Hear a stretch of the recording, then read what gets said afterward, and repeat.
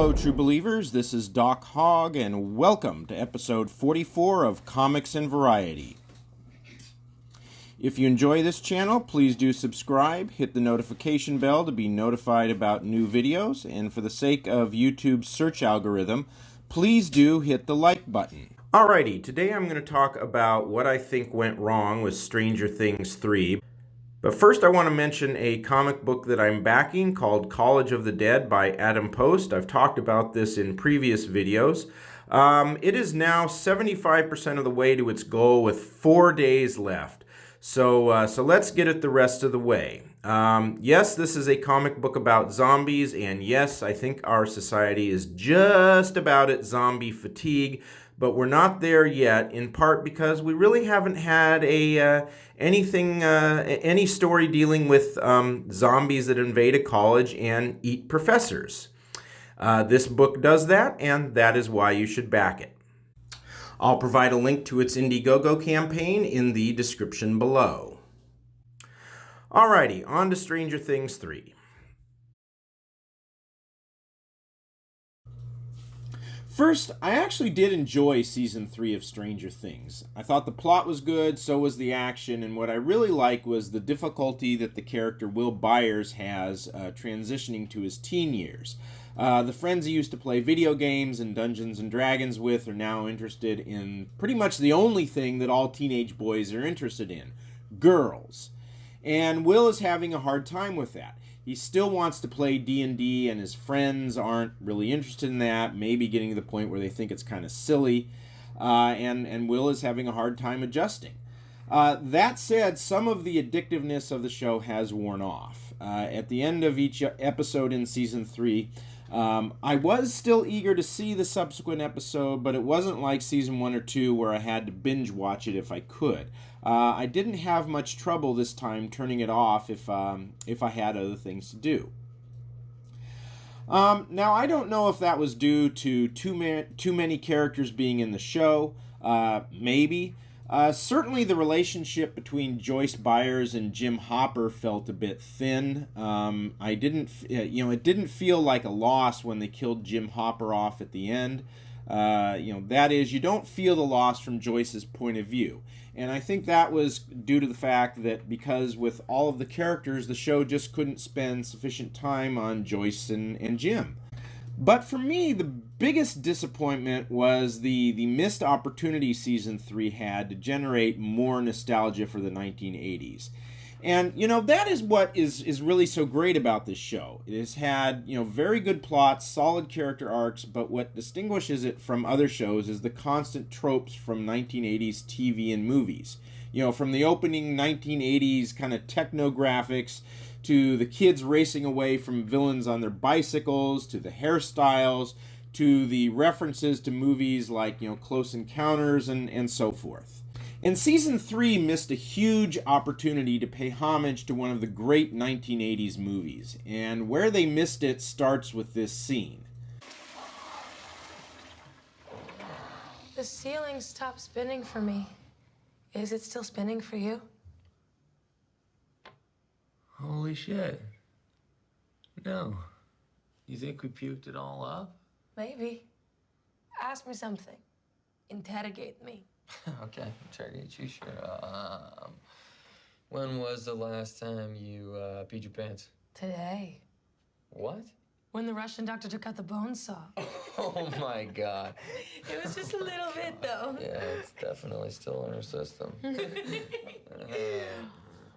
All right, my turn. Okay, hit me. Have you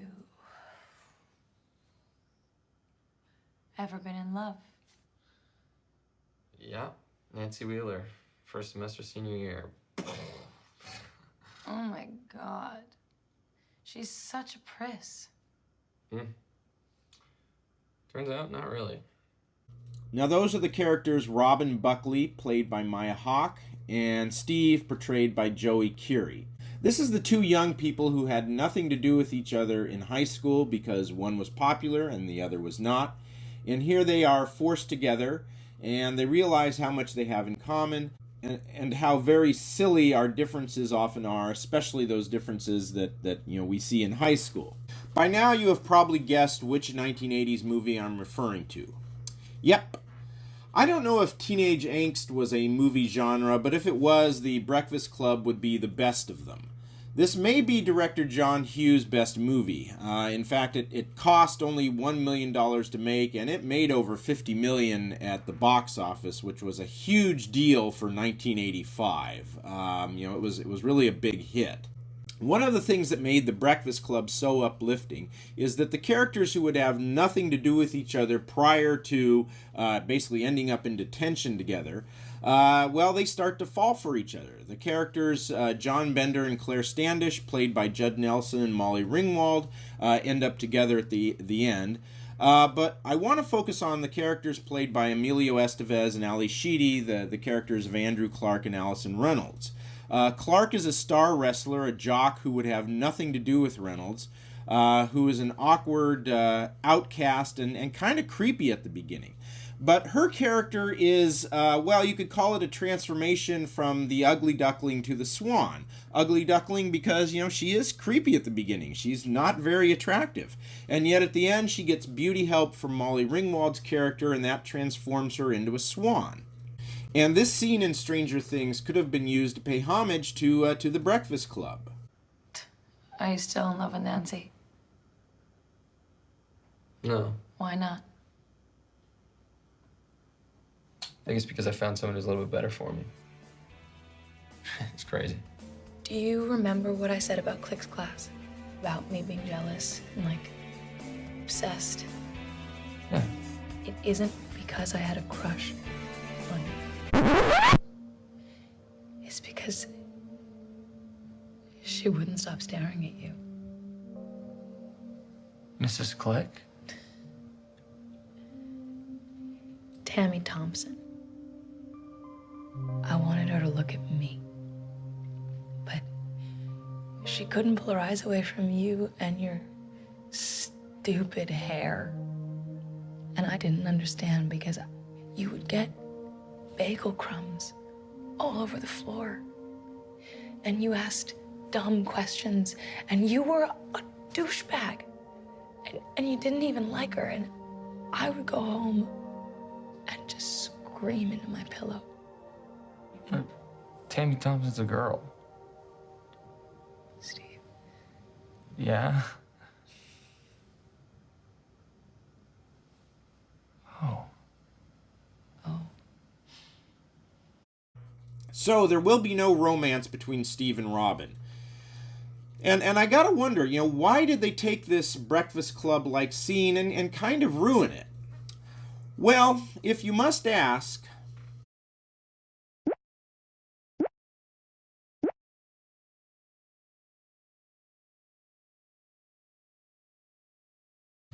now, in just about any other movie, this would be a very good scene. Robin doesn't hit Steve over the head with the fact that she's homosexual. She draws it out, kind of almost leads him into it gently. And he looks confused, and then he realizes what she is saying. I really did like the scene. But, this is a 1980s homage show, and a scene based on The Breakfast Club should have an ending like The Breakfast Club. In the final episode, I think the two of them going on a date would have been a great way to pay tribute to the John Hughes movie. And while they were at it, they should have turned Robin from an ugly duckling into a swan. You could have a friendship develop between Robin and the black girl, Erica Sinclair, played by Caleb McLaughlin. And let Erica have a mom or an aunt who is a beautician and has taught Erica everything she knows. So, Erica now is familiar with all these beauty secrets. And in the final episode, she helps Robin become a swan before the date. But Robin can't have a transformation like the Ali Sheedy character in The Breakfast Club because she is already made up when she is introduced. She is already pretty easy on the eyes when the bathroom therapy scene occurs. Now, did woke politics have anything to do with that? I don't know, but consider when Avengers Endgame, its first trailers came out, and how the social justice warriors reacted to Brie Larson being all made up in those early trailers. These days, it is considered sexist, especially by SJWs, to suggest in any way that women might look better with makeup. So that combined with prostration to identity politics, and Stranger Things missed a huge opportunity to pay homage to one of the great movies of the 1980s. And, that's too bad for an 80s throwback show like Stranger Things. Alrighty, that music means that it is time for Hogg's Headlines. All the news that Doc Hogg wants to report on. Dateline, when do they take indecent exposure off the books? A headline from Sweden reads, Sex pigs halt traffic after laser attack on Pokemon teens. With a headline like that, it's amazing this story didn't come from the New York Post. According to the story, Tiny Insen in central Sweden isn't known for pig mask-wearing couples shooting lasers at Pokemon hunters before having sex by a water wheel. But that could be about to change. It was Friday night in the village of 2,000 souls when two teenage siblings wandered out with their smartphones to play Pokemon Go.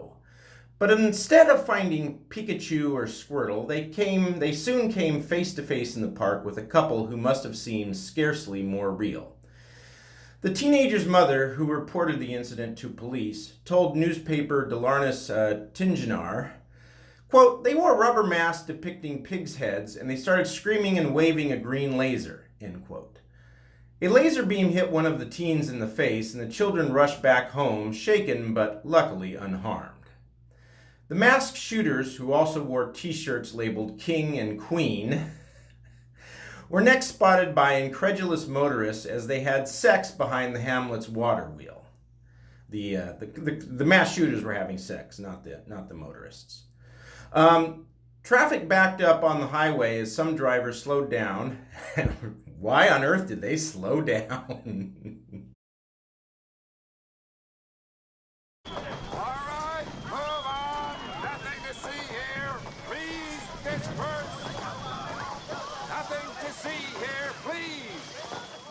And others clambered out of their cars to behold the bizarre spectacle, one motorist told the paper. The police didn't care so much about the traffic jam, she said, but Officer Daniel Hagthorpe was concerned about the alleged laser attack and public sex.